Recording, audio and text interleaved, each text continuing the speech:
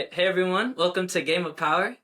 Today we have a guest that has showcased some of the most outrageous and inspiring and incredible scenes throughout New York City. He's the creator of Subway Creatures, What is New York, What New York Wears, and What New York Eats.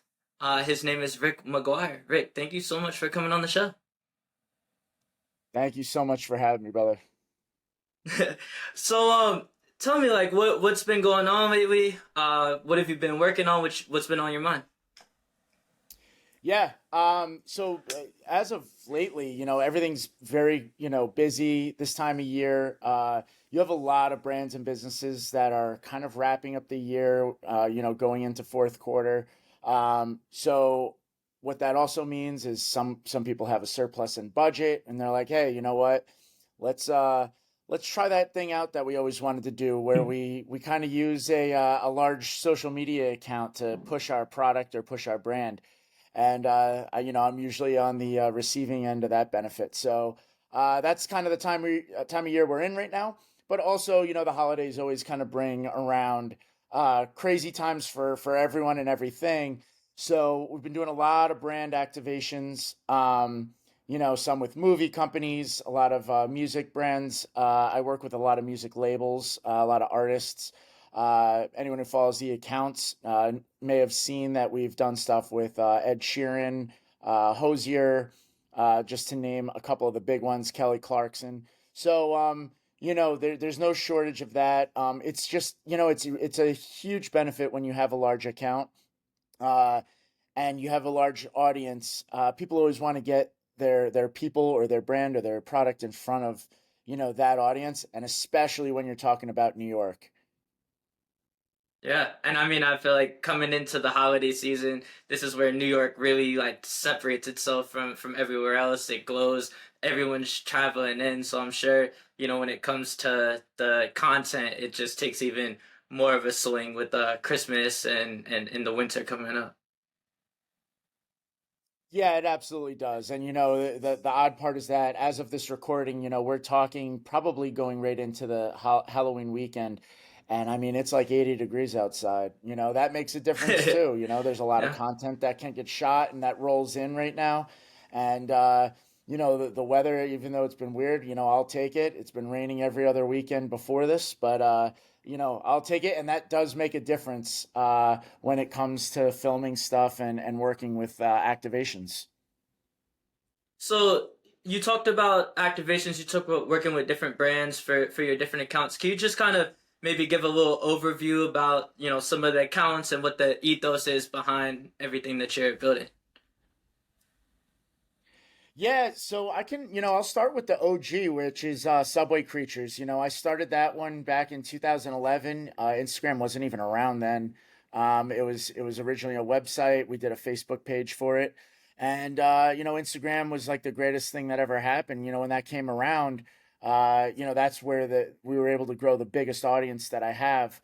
And that one, it's such a niche page. It has such a specific kind of background to it where everything happens in the subway. By the way, it doesn't have to be New York. Everyone thinks that it does. It could be a subway anywhere, but it just happens to be New York because that's where they call quote unquote the center of the universe. It is, and that's where most of the crazy stuff happens.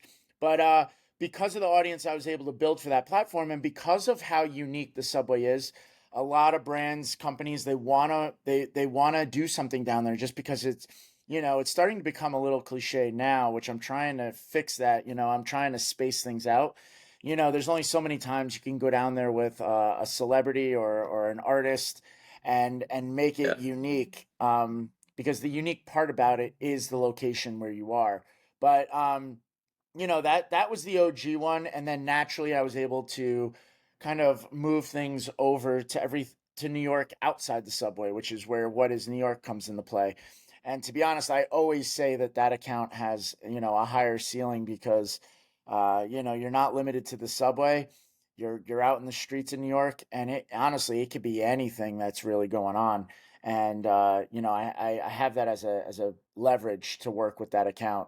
And then you have the food account, and then you have the fashion account, which also have their kind of, niche sections. But One thing that you've been able to replicate multiple times over and over again is a brand, and you have done it through a media aspect of things, but people build all types of brands and businesses that sell a lot of different things. And so I was curious to know from you, like, what is your definition of brand? How do you internalize that, and how do you like kind of put that out in a feel and a look type of aspect?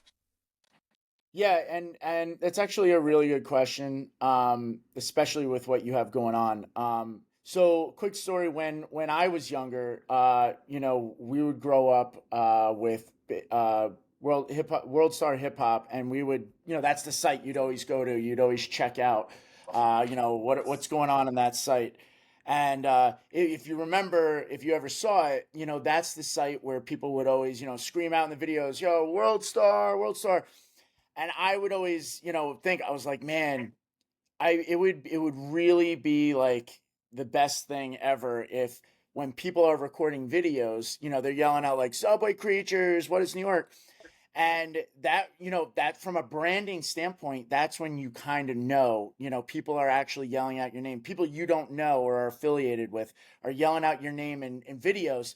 And I wouldn't say that it got to like the world star point where people, there's like a fight and like people are yelling it out. However, there's been multiple times, and again, it's just it's a really great feeling. But people will be recording something, and in the background, you hear someone going, "Oh my God, you have to send this to Subway Creatures," or "Oh my God, you have to send this to What Is New York," and that's a really like proud moment for me when I do hear that, because I don't know who these people are, but their first thought while they're recording something is, "I can't wait to send this to this page." And it's a like I said, it's a really great feeling.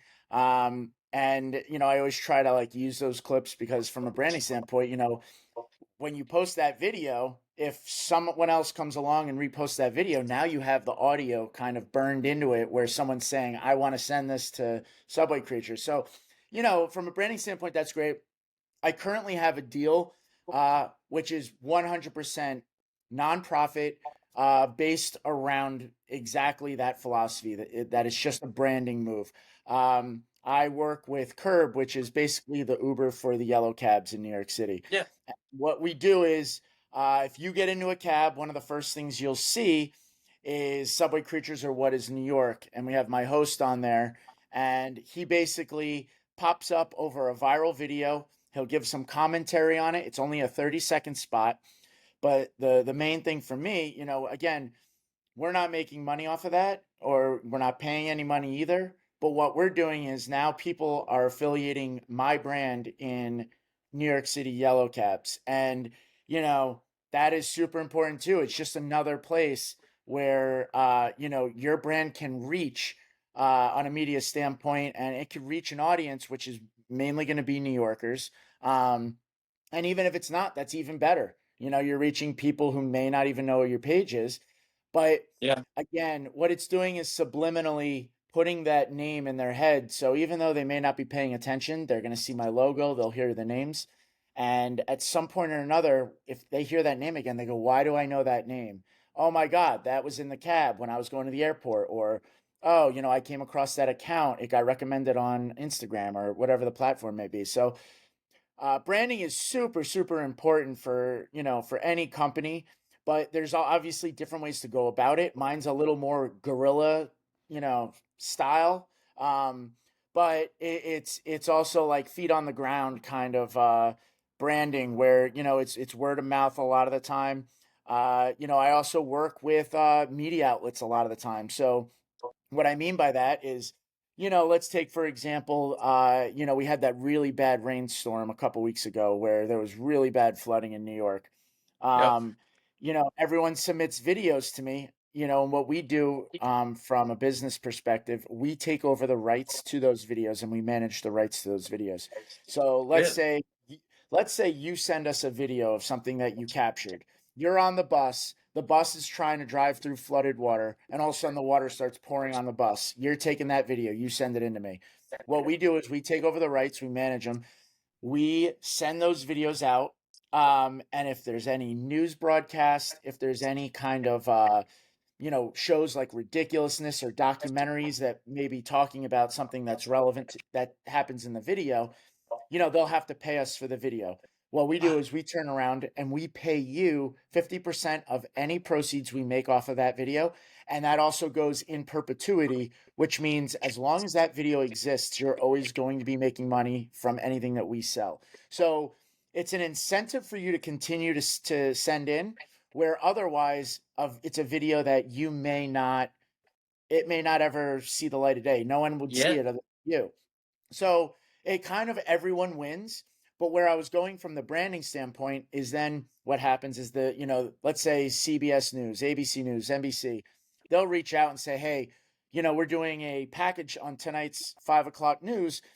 We want to highlight some of the flooding that happened in the city. We want to use your videos.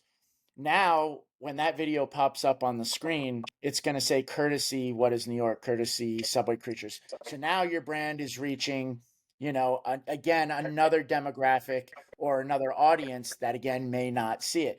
So now, if you're a New Yorker, you're now seeing my brand on the news, you're seeing it in cabs, you're seeing it on social media. So, branding, like you mentioned, it comes in many different ways.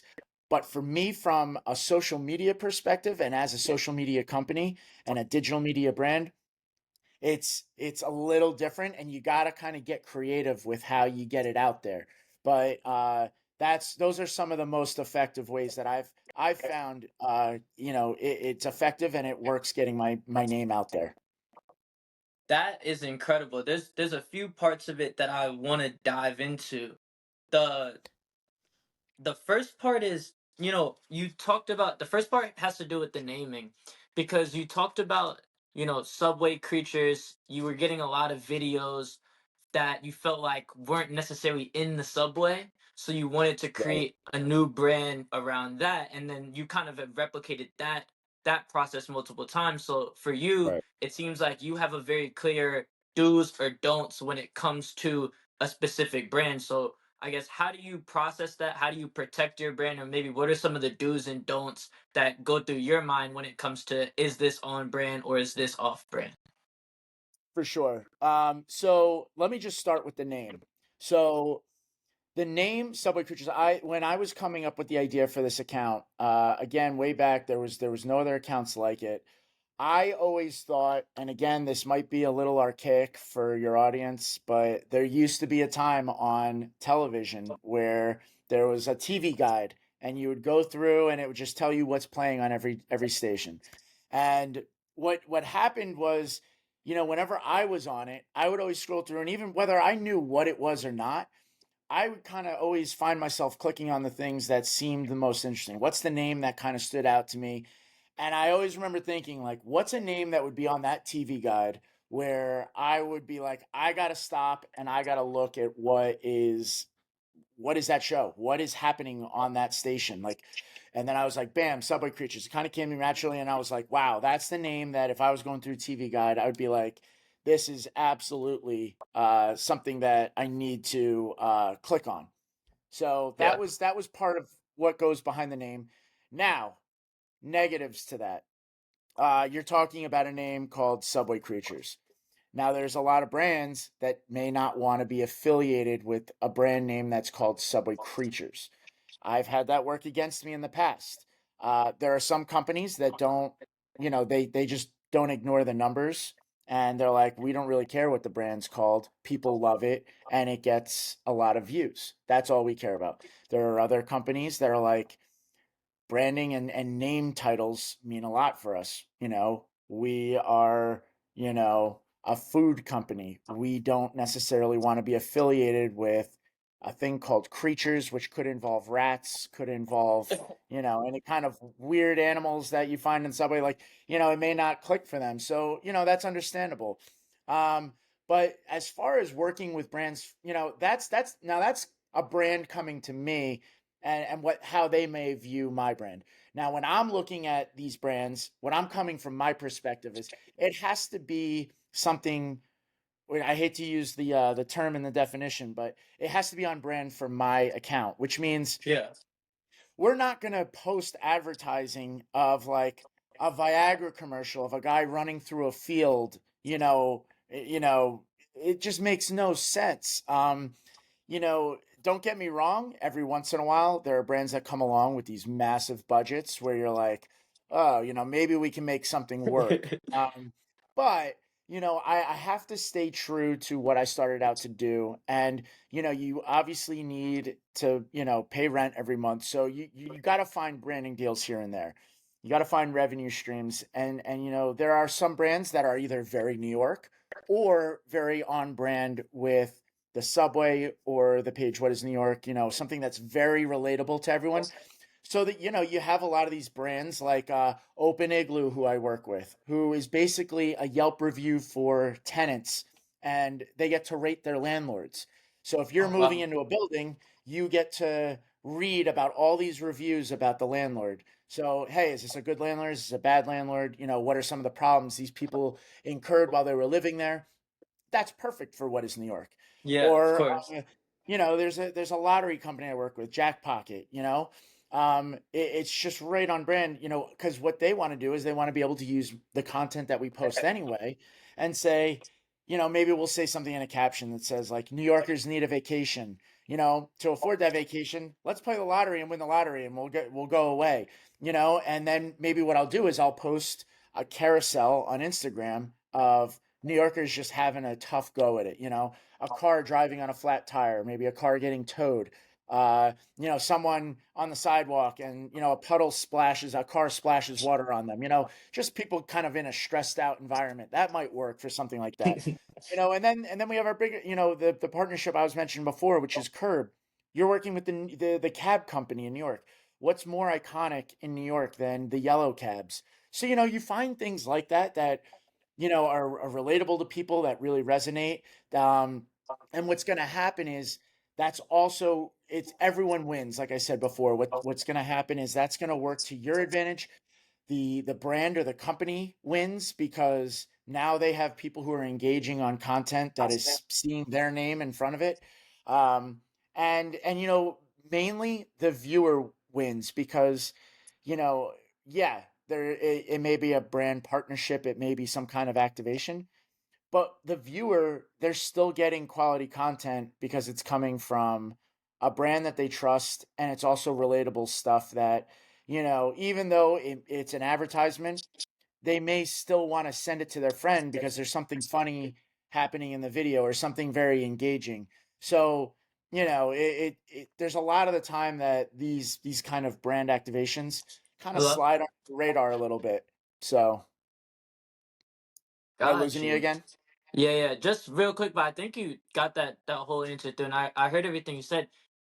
Before we kind of dive deeper into the backstory of everything, you talked about how you process ads throughout the integrity of the rest of your page, and it seems like you're someone that would be very particular about how ads come across so that you don't feel too salesy, or you don't feel like you're trying to really like pitch someone, more so than just continue to entertain people along your content and put products into the marketplace within the video. Kind of talk to me about coming from the advertiser side, which is kind of where you are, that's working with the brands and hosting that on your platform. How do you view like the TikTokification, or um the entertainment, or the world that advertising is now, compared to what it's been, before Instagram, before social media, back when it was more like advertising is really just on TV, like I'm straight selling you type of deal. Right. So I was fortunate enough to actually kind of grow up before social media. I am so glad there was no social media when I was in high school. But that being said, that was the original advertising model, where it was just pretty much commercials during a show, during a sports event. There really wasn't. There was digital media ads, but it was pretty straightforward. But then you had to be so creative as an advertising agency because you didn't necessarily know who your audience was or who you were reaching out to. It could be a wide array of people. Um, The advantage that they kind of have now is now they can go to these brands that have a very specifically targeted audience, um, or market. And the better part for them is that half the time they don't even have to come up with the creative. All they have to do is say, here's our brand or product. And, you know, what we want to do is make sure that it is in your voice. That's super important because if it's not in your voice, it's going to come off very adsy, very promotion, and it's not going to be effective. So what they want to do is make this seem like it's native to your account and that it's a natural post that you would put up either way. And that's where I love having my creative freedom. I have a television background prior to doing this full time, Mm, and the one thing that's a non-negotiable is, I need to have creative control when I'm working with a lot of these agencies, because and they're totally fine with that, because that means that the tone and voice is going to be it's going to be consistent with what it usually is on the page, and they're open to that. They may have a couple of pointers here and there, like, hey, here's what we want to include. Make sure you include this and this and this. Also mention this. If you can, let's stay away from that. And that's fine. I have a couple parameters that I can work around, but for the most part, they're like, throw one or two scenarios at us, and we'll pick what we like most, and we can rally behind that. The way it used to be, it wasn't like that. It was like you're seeing what you see, and that's you have no choice, and yeah. it's also who knows who's seeing it. It's just I think now it's a little more targeted. It's a little more, with the data that they have from every platform nowadays. You can listen. How many times has it happened to any of us where you're talking about something and all of a sudden you go on social media and there's an ad exactly what you were talking about Yep. on it? It's wild what they can do these days with technology, and yeah, it's pretty invasive if you ask me, but that just shows how far we've come in that advertising world, and how specific they can really get with the way that they go about the whole process. And again, it's not necessarily for the worst, um, but it also helps, accounts like mine, where I can make sure that things stay, right on brand with what I want them to, as far as the account goes. But also they win as well, because now their product or their person or whoever it is, still getting the attention that they wanted on the page. That's very interesting. And so you talked about kind of you're at a point now where you have multiple pages that are booming, honestly. I'm sure you have, a lot of people on your team that help you run and upkeep these pages. Was that the vision the whole time? Like, how did this start? Did you start knowing that you were gonna have this huge platform that you were gonna sell ads to? Did you have that business model in mind already with the even just licensing stuff that people have sent you? Or was this all just, something that you've learned as time goes on? Kind of take me to the beginning and like what you thought when you first decided, okay, like this Subway Creatures thing, like maybe I should pursue that idea. Yeah, I honestly wish I could say that, I had a business model and this was all intentional, but that would just be a bold-faced lie. I started this honestly as just a hobby on the side. I thought it was hilarious, the things that I was seeing in the subway commuting to work every day. Um, I to gain followers, I did in the beginning. Again, I mentioned the term guerrilla style. I would follow all my friends and family. Then I would go and follow all of their friends and family. And you start going deeper and deeper down the rabbit hole. And what ended up happening is then, naturally people follow you back, especially when you have an account called Subway Creatures. They're like, what the hell is this? But that's how it got off to the start that it did. And I was like, wow, this is great because I can go out and I can film stuff. And now there's an audience and people are commenting. But then what started happening is, next thing you know, people are sending me content. And I'm like, this is wild. I was never really anticipating this being the thing.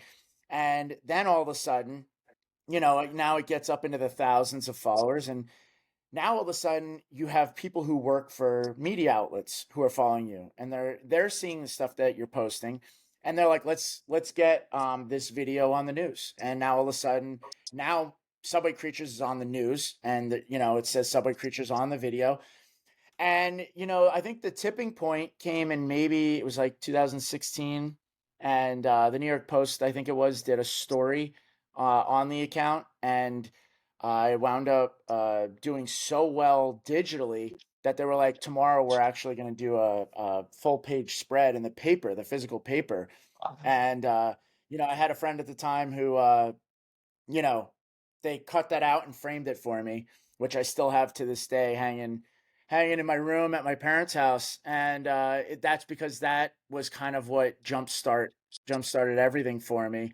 And so long story short, it was not intentional. I wish I could say that it was, but I started learning along the way.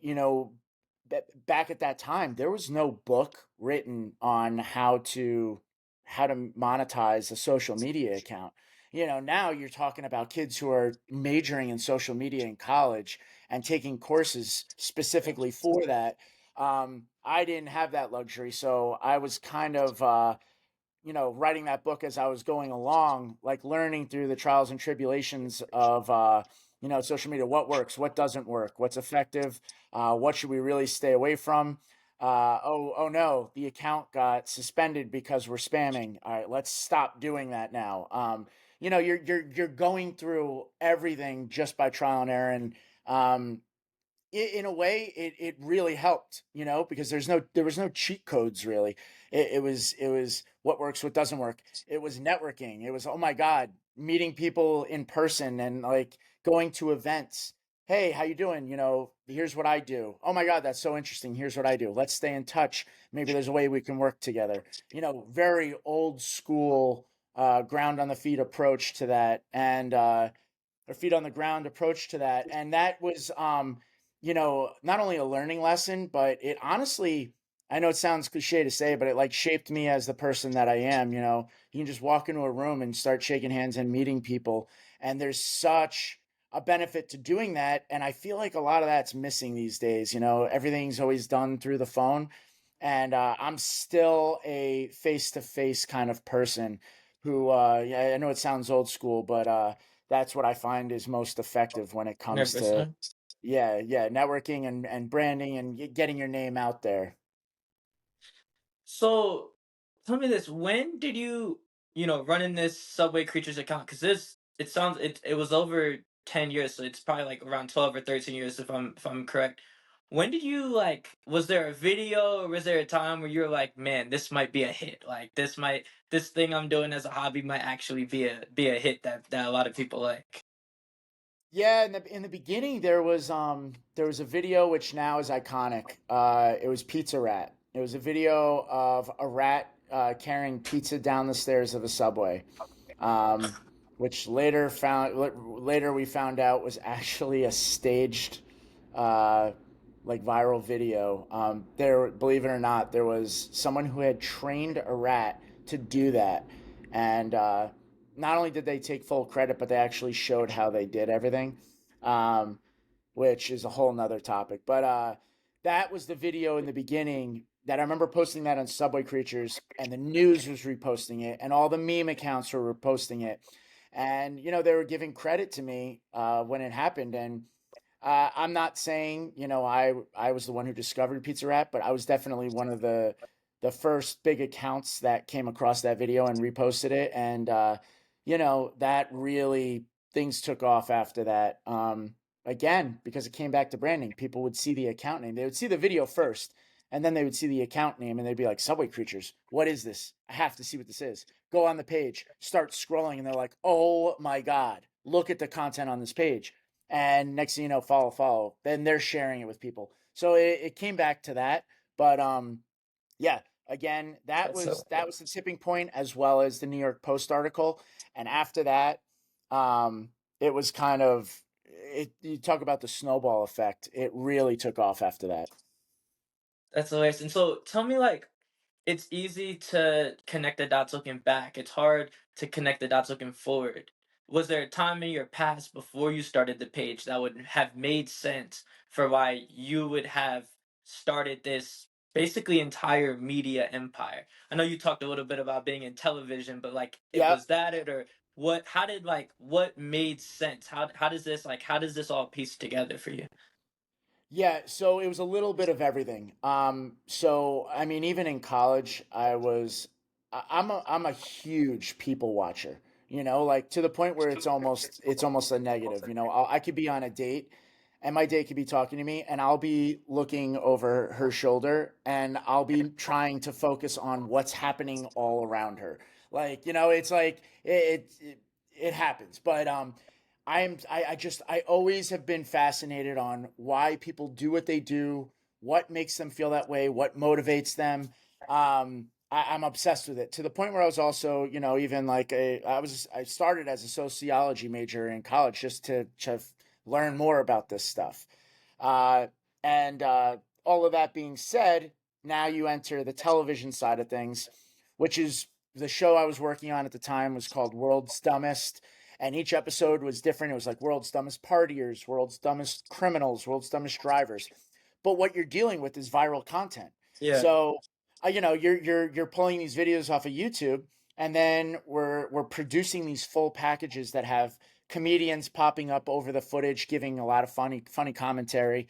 Um, that overlapped a lot with what I'm doing because ultimately what I'm doing now is dealing with viral videos, but also what makes for a good viral video and what makes one video better than another. And so I did have that eye already. So now you take the people watching thing, me having a good eye for viral videos, and I've always been an entrepreneur. I've always been looking for ways to make money.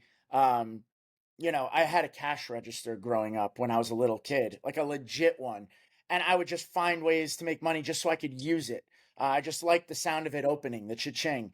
Um, you know, I was destined to be my own boss and pave my own way. And I like to think, even though I didn't set out to do that with what I'm doing right now, here we are. And I've taken the steps that I've had to get here. That's incredible. Yeah, I made a post the other day that said like everything that you've ever done leads to what you're gonna create, and so you're exactly where you need to be. Just live your life, I like document that. your story, and document your journey and tell your story. And you are the content. You know what I mean? You are the content. You're living the content right now. And like even for me in my life, like I started my first fashion brand in the DMV when I was 16 as I was playing basketball.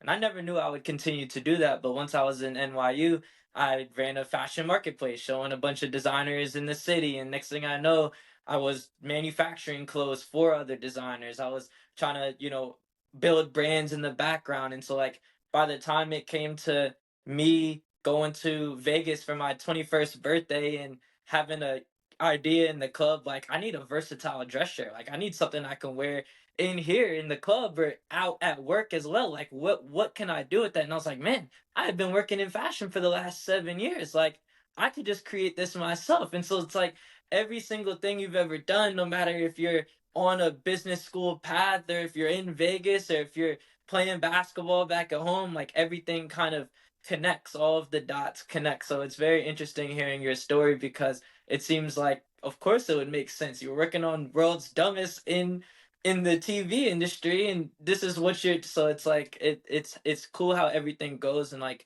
that's really what entrepreneurship is. It's kind of, it's not always about figuring out, having this grand vision for how you're going to get there. It's more so just like attacking what's in front of you right now, and next thing you know you stumble forward into multiple different avenues. Absolutely. And I mean, even more power to you because, you're in a very competitive space. And and not only that, you're in that space being in New York City is, some call it the fashion capital of the world, but it's just, that's eh, more power to. Was that your aha moment, the Vegas for the shirts? For the shirts, yeah, that's when I got the idea for sure. Like I was in Vegas, I you have to kind of dress up to get into the clubs there. So I was like putting on my dress shirts and I'm sitting here like these just aren't like club, like they're too formal, they're not comfortable, like you can't really move in them. So I like was like, all right, I'm gonna create like comfortable, like kind of oversized, like casual dress shirt you could wear to work on a sales call or to the game, to the date, to the event. So yeah, that was exactly like what I stumbled into. And I never thought I would end up pursuing that idea, but like one night in a Pakistan in the MGM, that's where, my life changed, I guess. Yeah, and not to sound cliche or like one of these like motivational YouTube channels, but what does make a difference is, the motivation behind people. Anyone can have their aha moment. It's also about, execution and, sticking with it, consistency. So many people I've seen, especially nowadays, get discouraged so fast. There's been people I've even worked with who, they want to be influencers. They want to be in front of the camera. And the second they post a video, they think it's going to get 1,000 views, and that may not be the case. It may take a full year of consistent videos before you finally get to a place where it's taking off or that it's actually getting attention. But you don't even know what it may be. Sometimes I was talking to someone last night, and they were talking about how they've had videos that get certain engagement here and there, but then all of a sudden they realize, like, overnight, the following just skyrocketed, and then they looked back and it was a video that they had 4 years prior that just had a few thousand views on it.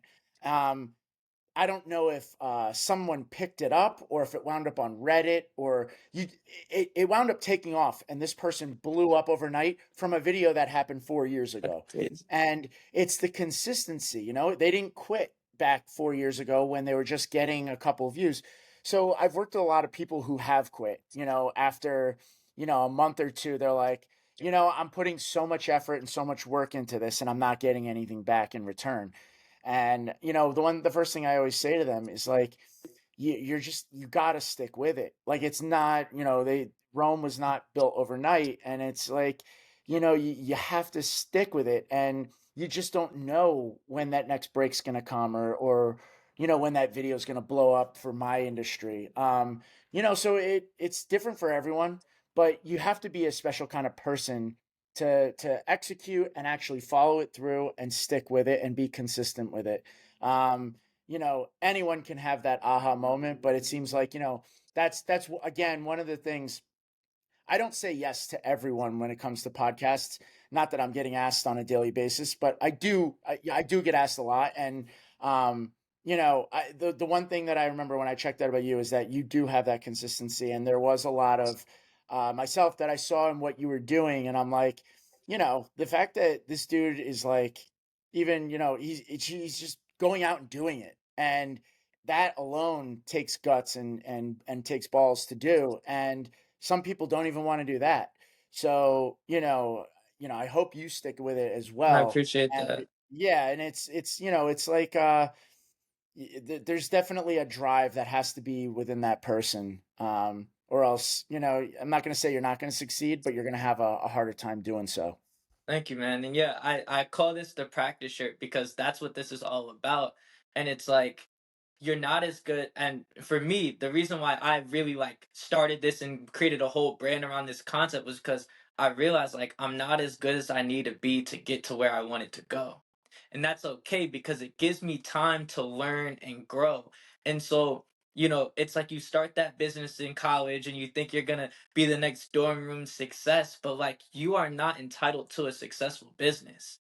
And so once you learn that in the beginning you are going to be bad at business, and there's other dudes that have been in business and other women that have been in business way longer than you that have way more skills and way more capabilities than you, and you just started out. And so for me to think that on my first or second business, I'm on like my fifth business by now, but like on my first or second business as a 19-year-old in an NYU dorm, that things are going to come easy, it was an eye opener, and you get humbled. And it's after failure to keep coming back and keep pivoting and trying new things, you eventually keep moving forward and you actually are progressing because you're picking up skills that you had in those other failures that have come. You've learned from those, you built skills, you've continued to develop.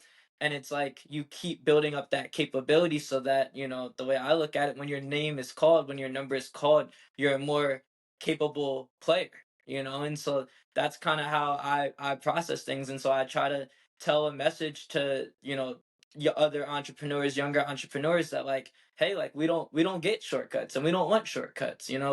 We want to put in the time that it takes to develop a skill and develop a craft and actually get better at something, just like how you practice in basketball, you practice in business, and you eventually will just get better by playing and staying up. So it's genuinely what I truly believe in. Yeah, absolutely. And again, not to sound cliche, but failure is so important with, being an entrepreneur, and if you're starting your own business, you have to know how to deal with certain circumstances when they come. And if you're constantly succeeding, and you mentioned entitlement, which I'm glad you did, because, again, not to sound old, but the generation, coming in now, I feel like, I'm not saying you, because you're obviously doing your own thing, but they're looking for handouts. It feels like, and everyone wants instant gratification, instant success, and that's just not what I'm used to. But you need the failures of life too. You mentioned basketball, right? You have a team who's undefeated, who's just crushing everyone. And then they get to the championship, and all of a sudden they're losing. They have no idea how to face that as a team, because they've never been in that situation before, and then they end up losing the championship because they haven't faced adversity or any kind of failure. That goes for business as well. You keep succeeding, you become a little spoiled. You're like, everything's great. Great for you if that's the case. But, I'm more envious of the person who is succeeding after failure, because they've encountered what it takes to get to where they are with roadblocks in the way. That's super, super important. Yeah, and Hormozy always says like you are the output of the work, and so like all that time has built you as a character, and so it's really about, and that's the biggest thing for me. Like when I graduated from NYU, it was like it's not about going to all these classes and what you learned in class and the actual school part of it, but it's about the person that you've become on the journey in the last 4 years, and so I that all means a lot to me. Tell me this. When did you notice that, like, when did you start turning it from Subway Creatures from from a hobby to a business? Like when did that kind of start going? Talked about maybe your first few brand deals, or when you thought, okay, now I need to start treating this more like a business because I can make money from this and I can, grow in that type of way. When did that open up?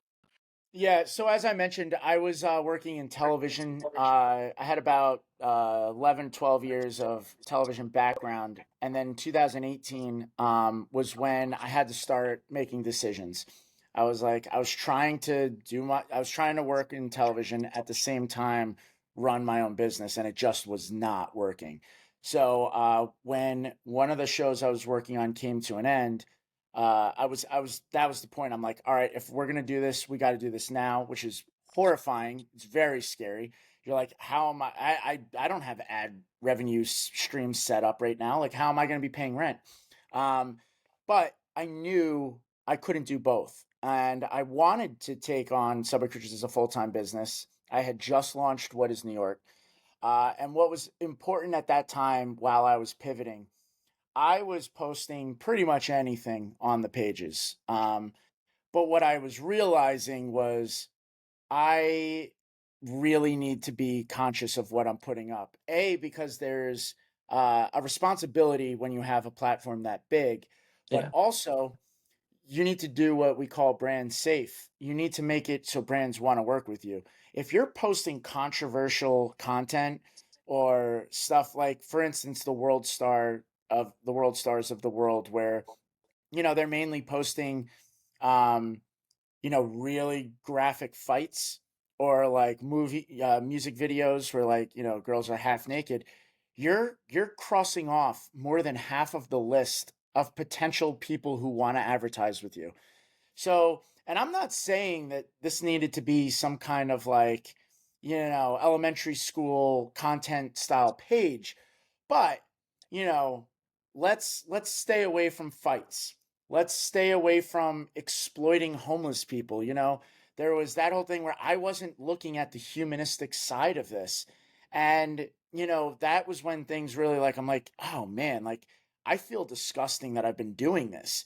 And, from a business perspective, it makes sense, but more so just from a human standpoint, I'm like, this is like, what are we doing? So you notice now, like a lot of the time, what I try to do is I try to post things where either people are intentionally trying to bring attention to themselves, or sometimes we blur faces out or put emojis over their faces, because we don't want people to laugh at people. We want people to laugh together at a Yeah. situation, at a scenario.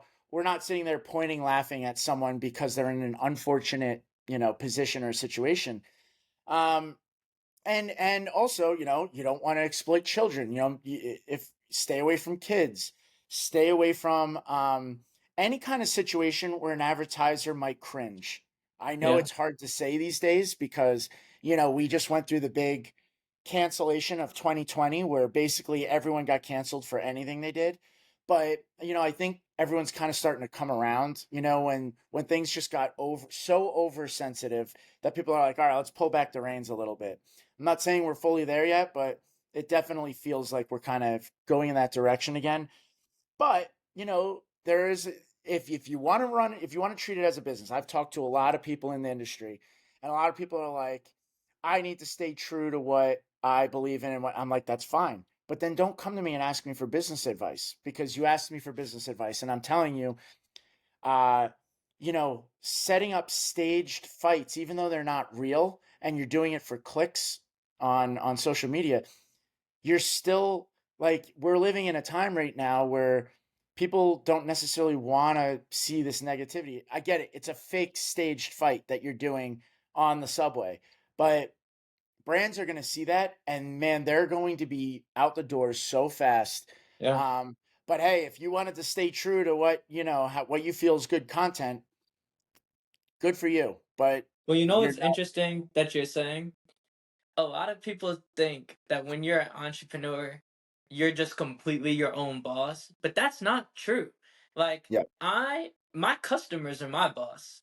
Hmm. Anyone buying my dress shirts are my boss. Yeah. I answer to them. I work for them. If you run an agency, you work for your clients. If you work for your advertisers. So it's like there are people that you have to answer to. Like as much as you might just be like, yo, I want to work for myself. Like the biggest misconceptions are like I want to just work for myself. And the second one is, well, I don't want to like work a 9 to 5, so I hopefully can like work less. You don't Yeah. work less, you work more. So it's like Yeah. those two things. I think like people have to know like that's very serious. You do have a boss. You do have someone that you need to answer to.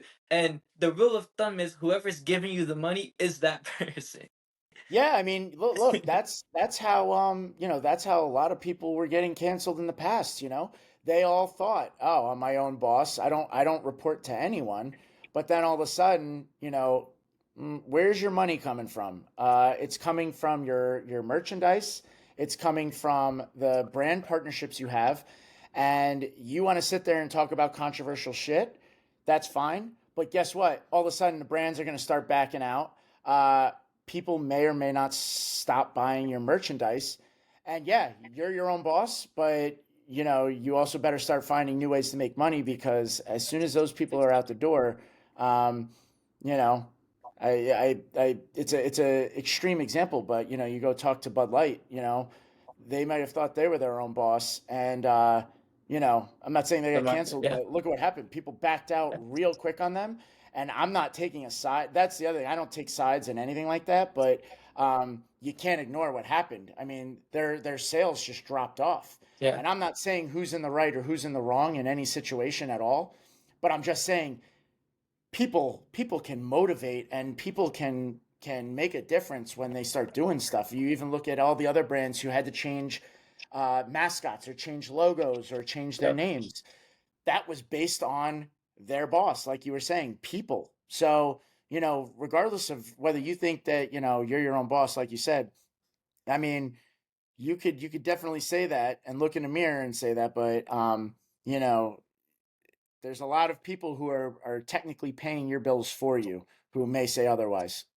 So you have multiple niche pages that have millions of followers. Can you just kind of dive into the business model of a media company?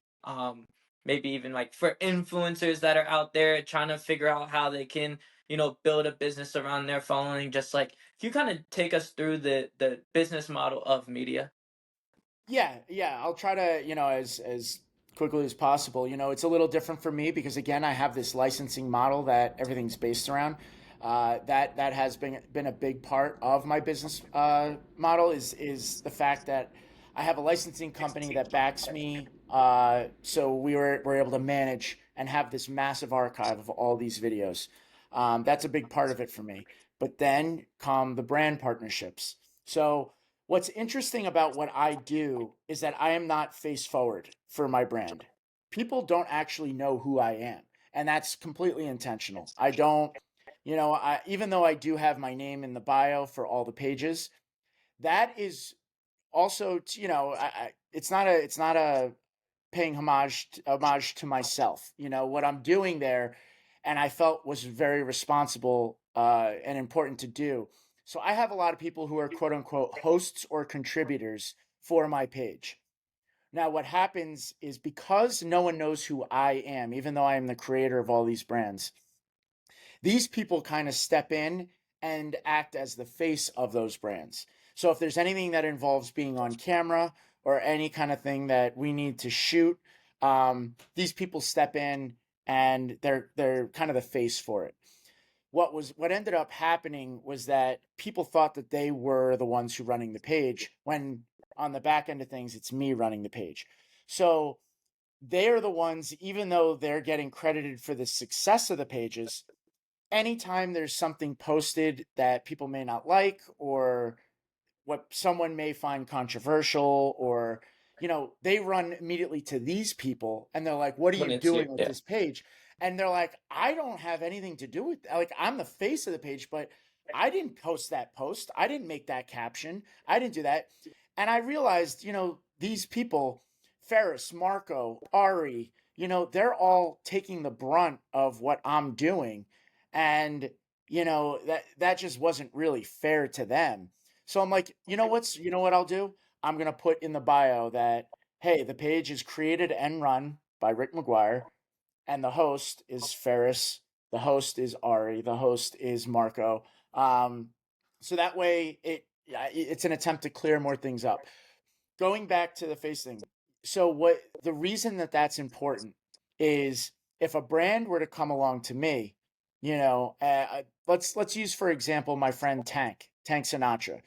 He's face forward for his brand. You know who Tank is. He is the one in the profile picture. He is the one in all the videos talking to camera.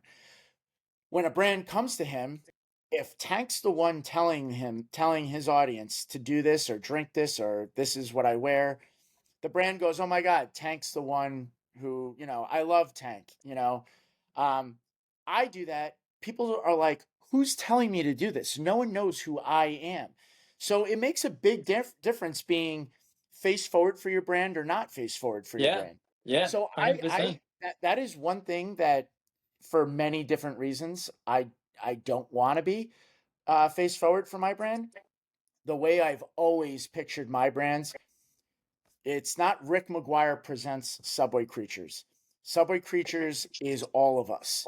We are all the eyes and ears. That's where I get my content from. Um, we all go through the same situations in the subway on a daily basis. So for me to say that I am Subway Creatures and I am the one, I get it to an extent. I'm a curator, yes, but I want the brand to be the brand. I don't want it to be Rick McGuire presents. It's a So very interesting. that's It's a that's a very interesting personal point. that's a personal decision that I made, which could be beneficial, but it also works against me because now you have Timberland reach out to you and they say, "Hey, we want you to wear this and show up at one of our events." And I'll laugh and I'll be like, "I'll wear that. I will go to your event." No one knows who the hell I am though. I don't walk in Yeah. the door and people are like, "It's Rick." No one knows who I am. So that works against me on a from a branding standpoint because if people knew who I was, you look at, anyone who's the face of their brand, that's not me. So that works against me. So again, from a advertising sponsorship side of things, I have to get creative, and I have to also bring in some of my hosts and say, hey, I'm going to need you to step in right now. Your face is on the page a lot more than mine is. I want you to, step in. I'll give you a cut of whatever they're paying us. And that's a different way of approaching this. And Yeah. that is one way that I work with my people, when a brand does step in, I'll be like, hey guys, all right, no one knows who I am, so I'm gonna need one of you guys to step in. Boom. Hey Ari, throw on this Timberland outfit, show up at this event, yeah, I'll give you a big cut because you're doing a lot of the heavy lifting, but let's not forget, it's also going to be on my page, so I need a cut too. So it's like, Yeah. there's ways of working with this stuff that it's a situational thing. It's a case by case basis. But the fun part about what I do in social media is that there's not one way to make money. There's Yeah. not one ad revenue. There's so many different ways you could do it, whether it's merch, whether it's video licensing, whether it's partnership deals, whether it's a podcast, there's so many different ways that you can do it, that you can really get creative with. The only thing that I will say that is super important for everyone, maybe this is a good way to go out, you have to evolve. You can't become stagnant. You can't stand still. I'm trying to do it all the time, create new series on the accounts, find new ways to maybe introduce new people, find new ways to make money. Because if you become stagnant, people are like, oh, this is getting old. You may notice with Subway Creatures, I don't post every day. I don't post multiple times a day because the content there is so niche that you're limited to what you can actually do. So if I'm posting 3 times a day, people are going to get burned out and they're going to go, all right, I get it. I get it. Subway is crazy. I get it. Yeah. So you want to space stuff out a lot of the time and try to find new ways of highlighting things, storytelling, super, super important. Otherwise, you know, life's just going to pass you by and people are going to be like, oh, I remember that was that. And what's the new thing? Everyone's looking for the new thing. You could be the old thing, but be the new thing too. I love that. Before we head into the spirit, I just wanted to touch on the face thing because the name of my company is my name. Like Maxwell Murray is the name of the business, but Maxwell Murray also works for the business. And like I started doing the camera to face because when I was running Fits, my marketplace, I couldn't I didn't have any money to hire people to go in and do these different activations and these different shows for me. So I was like, man, I'm just gonna have to hop in front of the camera and do this show and do this interview this person myself. And so it's very there's pros and cons to it, just like you said. Like the pros are, cool. Like I'm out here. I have more control, more creative control over what I do and what I put myself through. At the same time, like it's a little too me, and I want to spread it out and I want to build something bigger than myself. And I think like the name of your brand, even though it can be niche and that can help, the other side of it can be Hilton, Disney, like those were people as well, and so they built things where it's Yep. bigger than them. So it definitely goes both ways. I don't know if it's gonna end up helping me or if it's gonna end up biting me in the butt, but it's the decision that I've made. So I love hearing you say that because like you said, there's just a lot of different ways you can run business, how you can advertise your business, how you can move your business, and it's just to each his own whether what you're doing is gonna work or if it doesn't. Yeah, I couldn't agree more with that. And honestly, the fact that you already are recognizing that, is a huge benefit for yourself. Um, but the one thing I will say, I want to make sure, definitely hit me up when you make it big because I just want to be able to say that I did your podcast.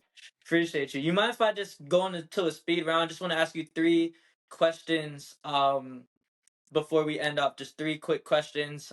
Just give a quick answer. It could be a longer answer if you want, but I guess my first thing is to you. like what is success to you? It's a great question because there are some people saying, success is when you make a lot of money. Then there's the other side of it that say success is doing what you love, and you may not make as much money.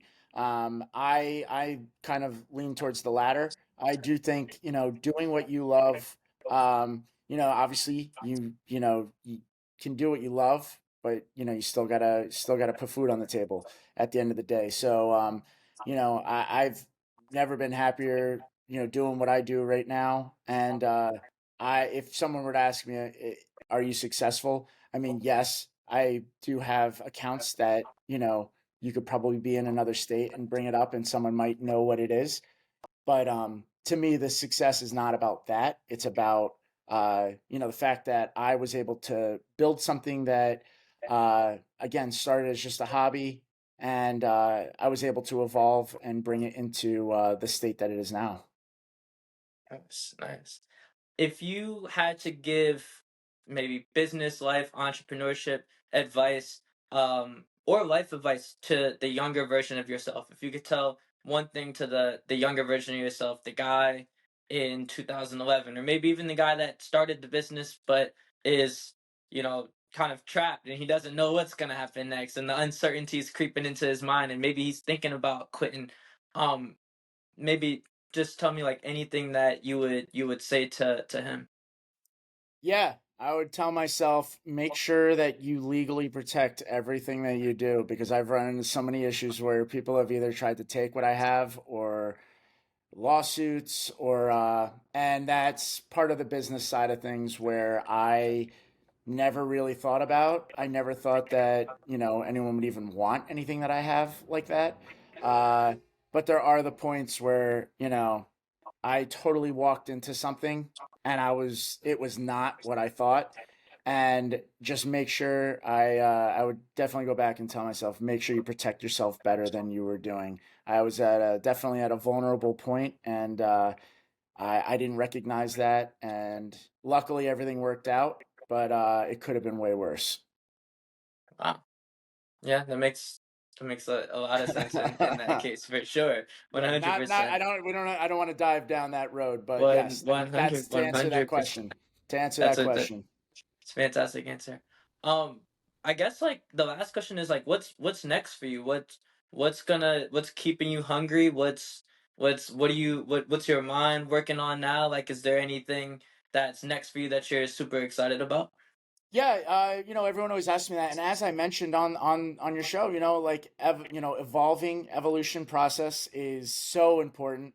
I don't want to get away from the bread and butter of what has put me where I am, which is New York in general. But there has always been the talks of expanding the what is brand Mm. into other cities. So that's definitely something that we're looking into. I have some of my people looking into what that will cost, what that's going to look like. Bringing in investors, that's a whole nother beast that is on the horizon. To make money you have to spend money, so that's kind of where we're looking right now. And just again finding so many ways. I got into this the story, I love storytelling. I want to be able to tell people's stories, and there's endless stories in this city, so it's just continuing to find those awesome people that are just not on anyone's radar that have these amazing stories, and I want to continue to do that. Staying relevant is so hard these days as well. Finding ways to expand the brand, uh but at the same time, finding new ventures. So that's all on the horizon for me and something I on a daily basis look into. That's incredible, man. Well, good luck with everything you got going on. It's been extremely insightful. I learned a ton on this episode, so Awesome. I'm glad just to hear wanted to that. say thank you so much for coming on the show. Could you just tell people where they could find you, some of your accounts, or Yeah, any for apps you sure. want to point people to? Yeah, yeah. So again, Subway Creatures is the OG page. I also run what is New York, what New York eats, what New York wears. Uh, you know, uh, Not to put anything out there yet, but we got some other pages in the works now. Uh, hopefully still New York related. And yeah, stay tuned. There's always big stuff coming out. So that's where you Sweet, can man. find me for now. Thank you. Thank you, man.